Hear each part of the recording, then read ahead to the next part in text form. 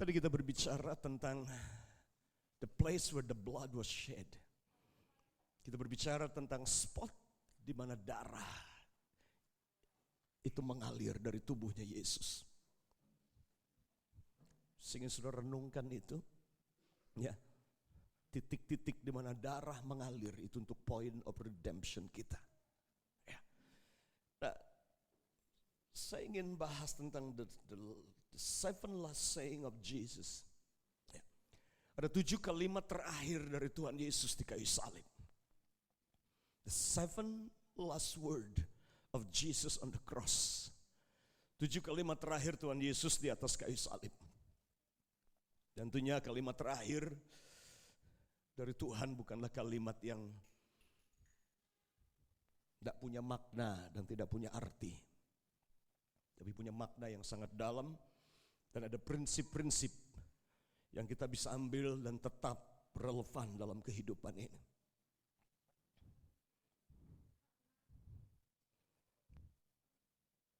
Kalimat pertama dari Yesus di atas kayu salib adalah ini. Father, forgive them, for they know not what they do. Lukas 23:34 berkata, Yesus berkata, ya Bapa, ampunilah mereka, sebab mereka tidak tahu apa yang mereka perbuat. Dan mereka membuang undi untuk membagi pakaiannya. Ini powerful word yang pertama yang keluar dari kehidupan Yesus. Karena tanpa pengampunan tidak akan pernah ada pemulihan. Tanpa pengampunan tidak akan pernah ada kuasa. Dan ini prinsip kehidupan. Kalau saudara tidak mau berjalan dalam prinsip ini, sebagaimana Yesus sudah kasih teladan buat kita, maka jangan hidup lagi sebagai manusia.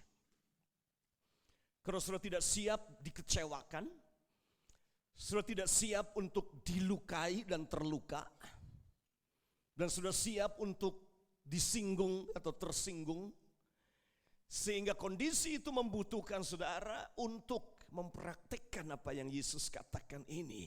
Bapa, ampuni mereka, sebab mereka tidak tahu apa yang mereka perbuat. This is a principle of wholeness of soul. Ini prinsip kesehatan secara jiwa. Karena kalau saudara tidak menjadikan pengampunan dan mengampuni sebagai prinsip hidup saudara tiap hari, maka saudara akan terus sakit, stres, depresi hidup saudara.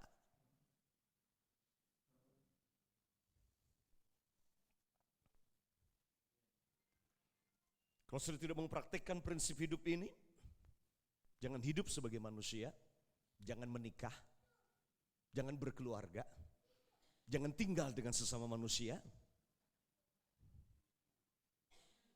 Jangan kuliah di mana banyak orang di sana. Jangan kuliah di mana saudara ketemu dosen yang killer mungkin, yang bikin saudara marah dan jengkel. Jangan ketemu dengan klien dalam bisnis saudara yang mungkin dia utang gak bayar, atau mungkin bayarnya molor bisa 1 tahun.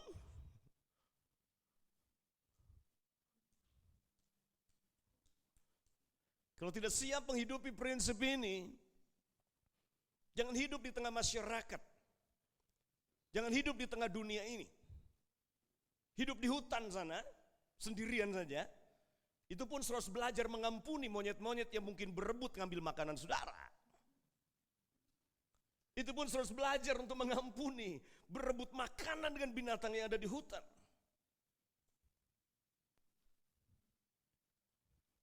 Yesus kasih kunci yang luar biasa ketika dia berkata, Bapa ampuni mereka sebab mereka tidak tahu apa yang mereka perbuat. Ini dikunci, to live in forgiveness. Kuncinya ini, knowing, mengetahui ini, bahwa orang yang melukai dan menyakiti saudara, sebenarnya mereka tidak tahu apa yang mereka perbuat. Karena tidak ada orang dari hati mereka yang terdalam secara sengaja, dalam kesadaran penuh hati nurani mereka, mereka berkata, aku akan sakiti orang itu. Aku akan lukai orang itu. Aku akan bikin orang itu kecewa. Aku akan bikin dia jengkel dan bikin dia marah. Percayalah, tidak ada orang manusia secara sadar. Mereka dengan intentional, secara sengaja melukai dan menyakiti. Nggak ada. Kalaupun ada, itu orang yang sakit jiwa. Orang yang sakit jiwa pun tidak sadar. Itu yang Yesus, kuncinya adalah ini. Kok bisa Yesus mengampuni? How can Jesus forgive? Obvious, jelas banget. Mereka tumbak Yesus, mereka pakai mahkota duri, mereka ajukan saksi palsu di pengadilan, mereka tuduh-tuduhan yang Yesus tidak pernah lakukan. Tapi Yesus bisa berkata gini, ini kemampuan untuk dia mengampuni adalah karena kesadaran, karena kesulitan untuk mengampuni adalah dari nalar kita. Jiwa kita ini yang sulit untuk mengampuni. Makanya Yesus ambil perspektif gini. Ketahuilah orang yang melukaimu dan menyakitimu sebenarnya dia tidak tahu apa yang dia lakukan. Dia tidak tahu apa yang dia lakukan.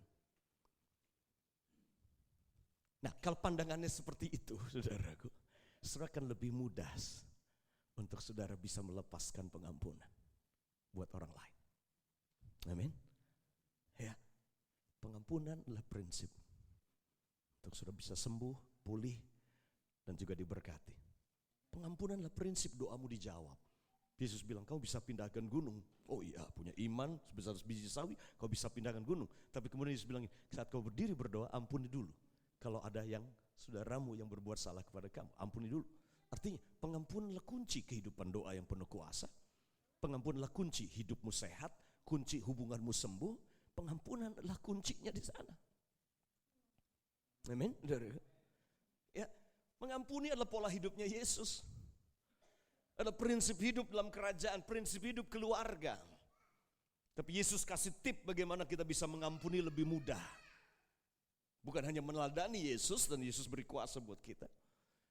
Tapi pemahaman ini, bahwa orang yang melukai kita, menyakiti kita, itu tidak datang dari hati mereka sebenarnya. Tapi ada dalam pengaruh roh yang lain, kekuatan yang lain, perspektif yang lain, penyesatan yang lain, yang ada yang mempengaruhi sehingga mereka melukai kamu. Dan kebanyakan orang yang menyakiti kamu tidak sadar bahwa dia menyakiti kamu. Betul begitu? Makanya rugi kalau saudara kemudian tidak bisa mengampuni, benci pada orang yang menyakiti saudara. Sementara orang tersebut mungkin dia nggak sadar kalau apa yang dilakukan dia menyakiti. Tangkap ya? Makanya orang yang menyimpan benci dan tidak bisa mengampuni kepada seseorang, entah papamu, entah mamamu, entah temanmu, rekan bisnismu, ya rekan kuliahmu, dosenmu, keluargamu, orang yang nggak bisa mengampuni dan nggak bisa mencintai orang yang membenci, itu seperti orang yang ini, dia lagi minum racun, ini pegang racun, cawan ini, dia minum racun, tapi dia mengharapkan orang yang membenci itulah yang mati. Nah, seperti itu orang yang gak bisa mengampuni. Dia lagi minum racun, tapi gak realistis. Dia mengharapkan justru orang itu yang mati, orang lain yang mati, padahal dia yang lagi minum racun.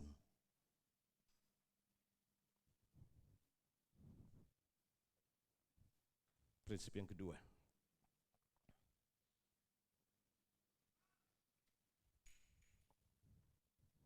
Today, you will be with me in paradise. Hari ini, kamu akan bersama dengan aku di Firdaus. Lukas 23 ayat 43. Kata Yesus kepadanya, aku berkata kepadamu, sesungguhnya hari ini juga engkau akan ada bersama-sama dengan aku di dalam Firdaus. Kata yang kedua mengingatkan kita kepada mandat kita. Mengapa kita ada di sini? Mandat kita adalah ini, membawa orang sebanyak mungkin ke Firdaus itu. Remind us of our mandate as a church to bring as many people into the paradise of God. Kepada penjahat di sebelahnya dia berkata, yang satu, it is amazing. Ya, bagaimana manusia begitu bebal dan keras. Tapi dari dua, yang satu mengutuki Yesus, tapi yang satu dia berkata, Yesus ingat aku. Karena dia tahu siapa dirinya, bahwa dia layak mati karena dia penjahat.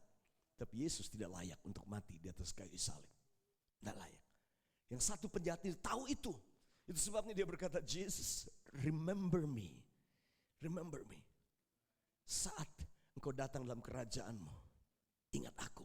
Artinya dia sedang mengakui Yesus sebagai rajanya dia. Dan kemudian statement itu, as simple as that. Yesus berkata, today you will be with me in paradise. Hari ini kamu bersama dengan aku di Firdaus. Bukan besok, bukan nanti. Hari ini, today. Today. Sesederhana seperti itu. Anugerah Tuhan itu seperti itu.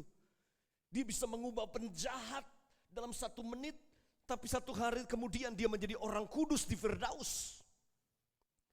The grace of God can change a criminal a minute ago and become a saint in 1 minute later. Just a simple cry out, Jesus, remember me. Itu anugerah Tuhan. Cuma anugerah Tuhan yang bisa mengubah penjahat dalam 1 menit menjadi orang kudus. Dan apa yang dilakukan penjahat ini sederhana, cuma berseru. Itu sebabnya kita berkata, siapa yang berseru kepada nama Tuhan, dia akan diselamatkan. Bukan siapa yang bergabung dalam agama Kristen, bukan. Siapa yang berseru kepada nama Tuhan, mengakui dia sebagai Tuhan, akan diselamatkan. Amin. Prinsipal mengingatkan kita kepada mandat kita. Dan saya temukan, saudaraku, sangat mudah sekali sebetulnya untuk kita menangkan jiwa hari-hari ini, saudaraku. Ya, lebih mudah menangkan jiwa orang yang non-Kristen daripada yang Kristen. Nah, di Salatiga ini problemnya terlalu banyak orang Kristen, saudaraku. Kok problem? Iya, memang problem. Terlalu banyak orang Kristen jadi problem juga. Problem kalau cuman Kristennya agama saja. Salatiga ini zona nyaman. Tuayan besar sedang terjadi di Irak, di Syria sekarang ini. Ya, di negara-negara yang sangat keras, di Pakistan sedang terjadi penuaian jiwa-jiwa besar-besaran. Saya di Surabaya beberapa minggu lalu. Ya, saya putuskan kemana-mana, saya nggak mau naik mobil, dijemput saya mau naik taksi. Ya. Saya naik taksi dari Ciputra World ke Geraha Family. Mungkin sekitar 15 menit, maybe ride by taxi. Refused to be picked up. A lot of family offer me, pick me up from the mall. But saya menolak untuk dijemput. Decide to go by taxi because I want to talk about Jesus to somebody. Karena saya ingin bicara tentang Yesus pada seseorang. Saya putuskan saya mau naik taksi. 15 menit dari Ciputra World ke Geraha. Saya ngobrol, tanya keluarganya, tanya. Sampai di depan rumah yang saya tuju, saya berdoa buat dia. Dan selesai berdoa, wajahnya dia kayak masih terheran-heran, terkagum-kagum. Sangat mudah sekali. Jangan tawarkan agama, tawarkan doa. Semua orang mau didoakan. Don't offer them a religion, offer them a prayer. They will love to be prayed for. Jangan tawarkan agama. Tanya aja, punya masalah enggak? Cukup enggak penghasilannya? Dan bilang, boleh enggak saya berdoa? Nah, kalau saudara suruh dia ke gereja, mungkin dia akan menolak. Dia bilang, saya agama, saya Islam. Kalau saudara tawarkan agama buat dia, mau enggak terima Yesus? Mungkin dia akan berkata, oh kami orang Muslim. Tawarkan dia doa. Tawarkan dia doa. Dan saya jamin dia enggak akan menolak. Asal jangan tawarkan agama buat dia. Ingat, mandat kita bukan agama. Halo? Mandat kita bukan agama. Mandat kita adalah membawa orang ke Firdaus. Today, hari ini. Kamu akan bersama dengan aku di Firdaus. Yang ketiga.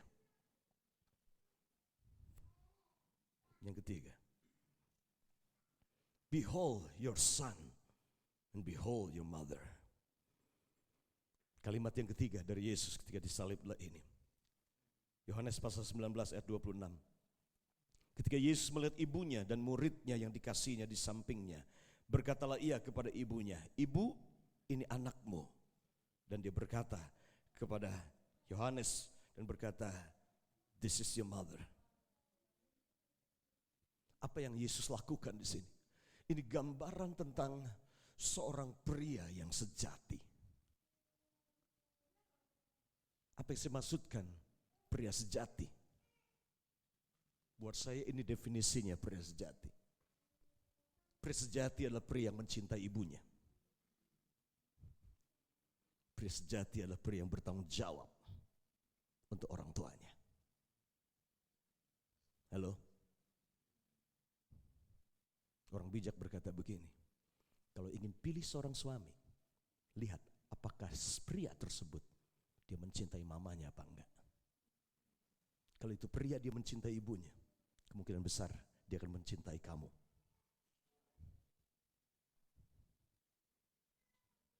Tapi kalau anak itu kurang ajar sama ibunya, jangan harap dia akan mencintaimu. Pria sejati adalah pria yang mencintai ibunya, bahkan saat terakhir Yesus masih dia nggak urus yang lain, dia urus ibunya. Saat di napas terakhirnya dia, itu wasiatnya dia buat murid-muridnya adalah ini, "This is your mother." Anggap dia ibumu. Tapi yang kedua yang berkata gini, bukan cuma karena mencintai ibunya, tapi dia sedang menyerahkan tanggung jawab kepada muridnya untuk memelihara, menjaga ibunya. Nah, dalam konteks ini kemungkinan besar Yusufnya sudah mati. Karena nggak pernah muncul Yusufnya. Single mom. Nah, sebagai anak pertama, nah Yesus punya saudara-saudara yang lain, punya adik-adik yang lain. Karena Yesus anak sulung, tapi dia lahir secara supranatural dari Roh Kudus. Tapi setelah itu, Maria dan Yusuf punya anak lagi. Nah, Yesus sebagai anak sulung, dia berkata ketika di hari terakhirnya, dia still prove that he's a responsible man. Pria yang bertanggung jawab. Ketika dia berkata, "Yohanes, ini ibumu." Dia sedang berkata gini, "Yohanes, saya serahkan tanggung jawab untuk jaga masa tua ibu saya." Bertanggung jawab untuk dia. Pesannya adalah ini. Tuhan kita, Tuhan yang bertanggung jawab. Tidak pernah takut. Tidak perlu takut tentang apapun juga. Karena Tuhan kita, Tuhan yang bertanggung jawab. Bahkan sampai detik terakhir, napas terakhir di salib, dia tetap sebagai pria yang bertanggung jawab. Tapi dia juga Tuhan yang sangat bertanggung jawab. Amin. Tidak pernah dan jangan pernah kita takut. Jangan pernah kita ragu sedikit pun juga. Yang keempat, saudara. Kalimat terakhir yang keempat. Yesus, my God, why have you forsaken me? Pada jam 3 berserulah Yesus dengan suara nyaring. Jam 3 hari Jumat kemarin. Kita rayakan Jumat Agung bersama.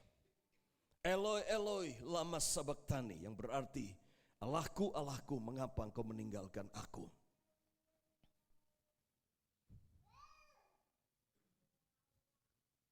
Principle.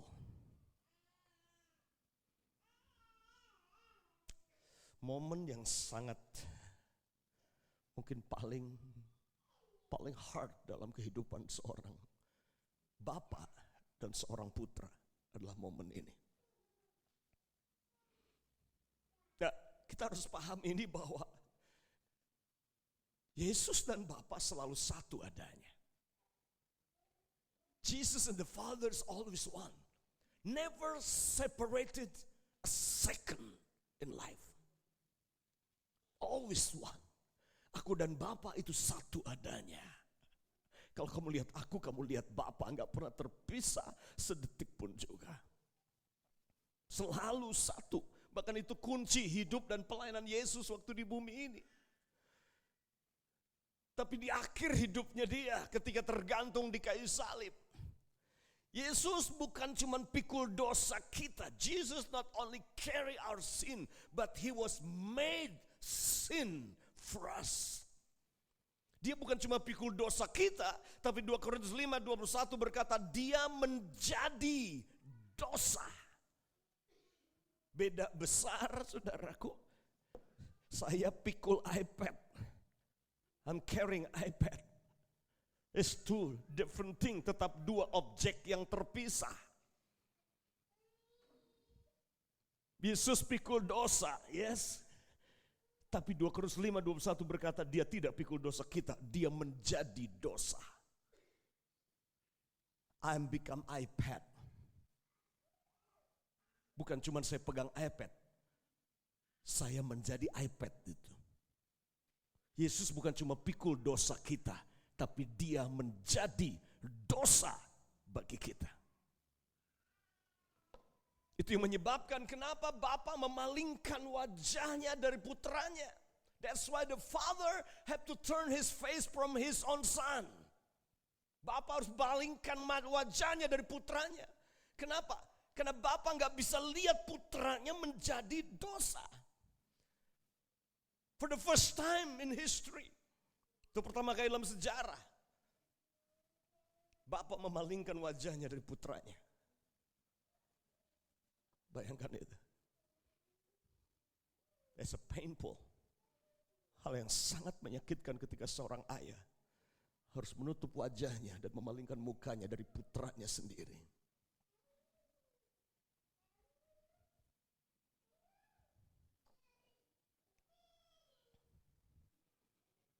I'm preparing myself as a father to let my son go. Saya mempersiapkan diri saya sebagai bapa untuk melepaskan anak laki-laki saya pergi sebentar lagi.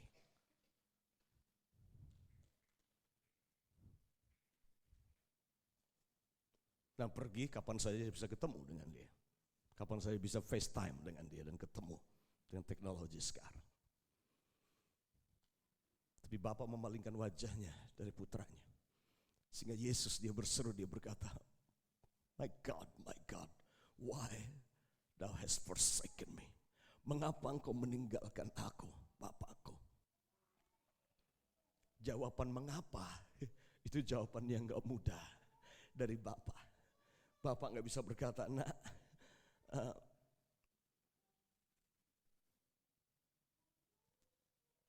aku meninggalkan kamu, aku memalingkan wajahku dari kamu, bukan karena aku tidak mencintai kamu lagi. Aku memalingkan wajahku dan gak bisa lagi memandang kamu, bukan karena aku gak suka kamu. You are my own, you are one, we are one.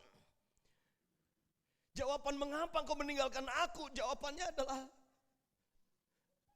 because you have become sin. Karena engkau telah menjadi dosa. Engkau telah memilih untuk mengambil tanggung jawab ini untuk keselamatan dunia ini. Dosa saudara dan dosa saya. Itu yang memisahkan bapa dan anak. Sin always separate. Dosa itu selalu memisahkan. Dosa memisahkan suami dengan istri sehingga perceraian terjadi. Dosa memisahkan anak dengan orang tua sehingga ada anak yang bunuh orang tuanya. Dosa memisahkan hubungan. Sin always separated. Dan gak ada yang lebih menyakitkan. Pakar-pakar psikologis mereka memberitahu. Tekanan secara psikologis terhebat dan terbesar dalam hidup manusia adalah ketika dia harus kehilangan orang yang dia cintai. Entah orang yang dia sangat cintai itu mati, entah orang yang dia cintai itu meninggalkan dia, memalingkan wajahnya dan berkata, I don't want you anymore. Aku tidak ingin kamu lagi. Menolak kamu. Lebih daripada yang lain. Ini tingkat kontribusi depresi, stres paling tinggi dalam hidup manusia. Ya, kalau terus menerus hidup manusia ini, ya dalam waktu yang bersamaan dia kehilangan bapaknya yang sangat dekat dengan dia. Dan setahun kemudian mau gak mau dia dekat dengan ibunya. Ibunya kemudian juga pergi meninggalkan dia mati. Gak ada siapa-siapa. Kemudian yang punya cuman adiknya yang dia sayang dalam keluarga. Tapi adiknya kemudian meninggalkan dia dan benci dan marah kepada dia, ninggalin dia. Dan dalam waktu yang bersamaan dia punya cowok atau punya cewek, itu pun meninggalkan dia. Kalau ini berturut-turut terjadi, para pakar psikologi berkata, kamu akan jadi orang gila. Karena kapasitas psikologis kita untuk menanggung tingkat stres tidak mungkin bisa tahan.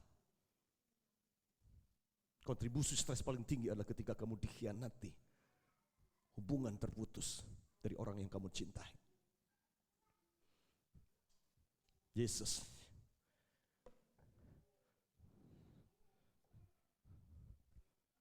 dia menanggung itu untuk kita. Jadi apapun sakit karena hubungan yang putus, Yesus pernah alami itu. Dan kau pun bisa disembuhkan dari itu. Yang kelima, I am thirsty. Yohanes 19:28. Sudah itu, karena Yesus tahu bahwa segala sesuatu telah selesai, berkatalah ia, supaya genaplah yang ada tertulis dalam kitab suci, aku haus. Ayat terpendek dalam Alkitab. The shortest verse in the Bible. Ayat terpendek dalam Alkitab adalah aku haus. Tetapi ayat terpendek ini sangat powerful, sangat essential. Aku haus. Kalau saudara sudah nggak punya rasa haus lagi, saudara mati. Halo? Kenapa? Karena air adalah esensi kehidupan dalam tubuh saudara. Hampir 80% tubuh saudara terdiri dari cairan. Kamu hilang rasa haus, kamu akan mati. Ketika engkau sudah nggak mau minum lagi, bukan cuma memberitahu engkau sakit, tapi kalau terus hilang rasa haus, appetite for water, for drinking, gone in your life, you are dying. Yesus sedang memberitahu kepada kita tentang a principle of life, tentang esensi hidup, tentang prioritas hidup ini, saudaraku. Untuk memiliki rasa haus akan Tuhan terus menerus. Punya rasa haus for the living water. Yesus memang teriak haus karena memang dia dehydrated. Dia mengalami dehidrasi. Sekian jam tergantung di kayu salib. Bukan cuma itu, dia sudah disiksa sejak di Taman Getsemani. Sejak Jumat dia ditangkap, Jumat Kamis malamnya disebut Kamis Putih itu kalau orang Katolik. Dia ditangkap di Taman Getsemani. Dan sejak saat itu dibawa di rumahnya Kayafas, diadili secara tidak adil. Yang pasti gak diberi makan. Dia dehydrated. Jadi secara jasmani memang Yesus ketika teriak aku haus, dia betul-betul memang kehausan karena dehidrasi. Tapi pesannya buat kita di kalimat terakhir ini adalah ini. Prinsip. Hati-hati kalau engkau sudah kehilangan rasa hausmu akan Tuhan. Hati-hati ketika kamu kehilangan rasa hausmu untuk jiwa-jiwa.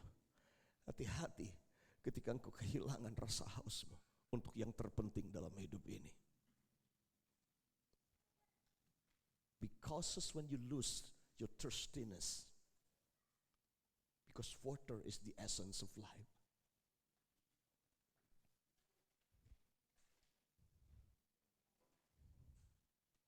Yang keenam,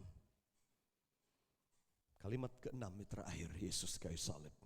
The sixth last saying of Jesus, it is finished. It is finished. Sudah lihat kordennya ditutup itu. Pagelaran selesai. Pertunjukan selesai, udah ditutup kordennya. Yohanes 19 ayat 28. Sudah Yesus meminum anggur asam itu, berkatalah ia, sudah selesai. Sudah selesai. Lalu ia menundukkan kepalanya dan menyerahkan nyawanya. Pesannya dia yang ke-6 ini. Selalu ingat, apapun yang terjadi dalam hidup kita, Dia sudah menyelesaikannya untuk kita. Always remember, He finished it for us all. Ya, saya sakit. Ingat, Dia sudah selesaikan untuk kesembuhan saudara 2000 tahun lalu. Ya, tapi saya perlu uang buat kuliah, buat ini. Ingat, Dia sudah menyelesaikannya di kayu salib untuk kita. Oh, ya, tapi saya nggak kuat untuk bisa ngampuni. Dia sudah selesaikan bagimu. Nanti kalau saya mati kemana? Dia sudah selesaikan bagimu. Saya perlu kekuatan. Dia sudah selesaikan bagimu. Saya masalah di keluarga, Dia sudah menyelesaikannya bagimu. Masa depan saya gimana? Dia sudah menyelesaikannya bagimu. It is finished. Jangan tambah lagi, karena Dia sudah menyelesaikannya. Rested because He finished it for us. Kita gak bisa menambahkan setitik pun. Kita gak bisa. Kamu mau makan sesehat apapun juga,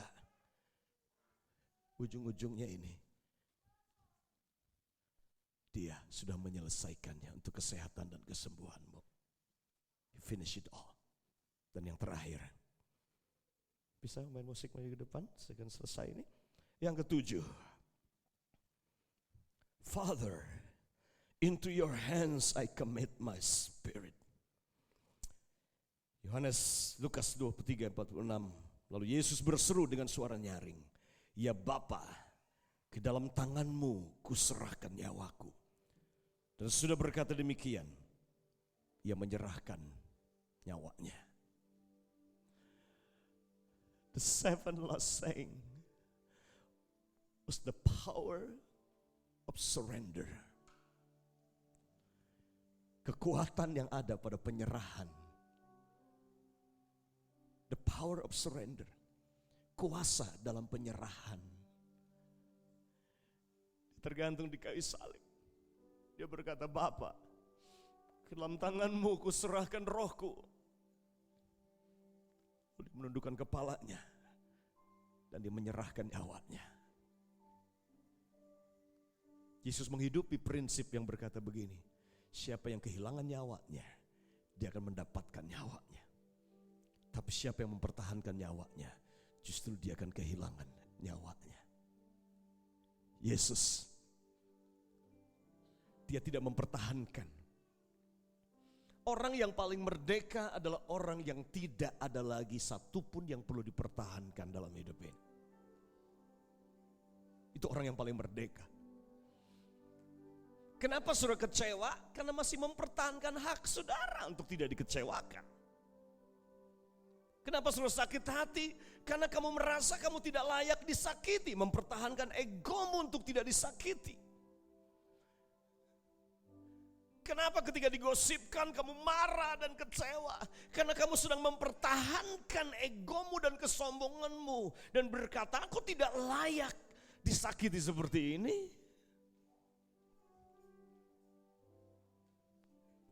Orang yang paling merdeka adalah orang yang tahu, tidak ada lagi yang perlu dipertahankan dalam hidup ini. Tidak mudah memang. Tidak mudah ketika anak rohanimu sendiri,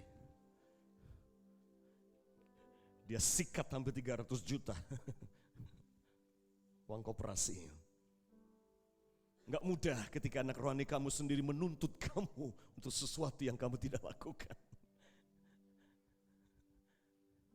Enggak mudah ketika ada orang yang nangis-nangis,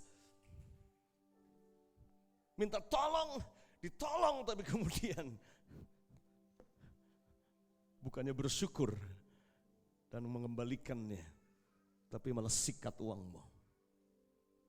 Saya bisa cerita selama 30 tahun pengalaman bagaimana disikat, dihabisi.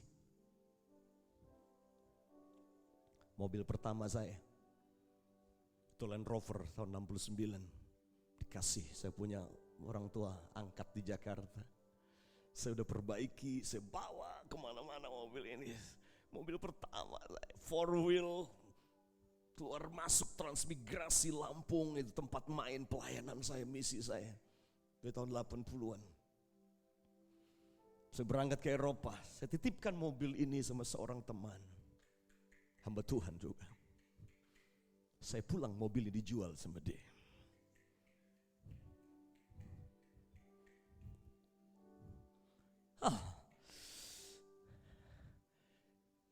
Sekolah kehidupan. Orang yang paling merdeka adalah orang yang tidak ada lagi yang perlu dipertahankan. Nothing to hold on.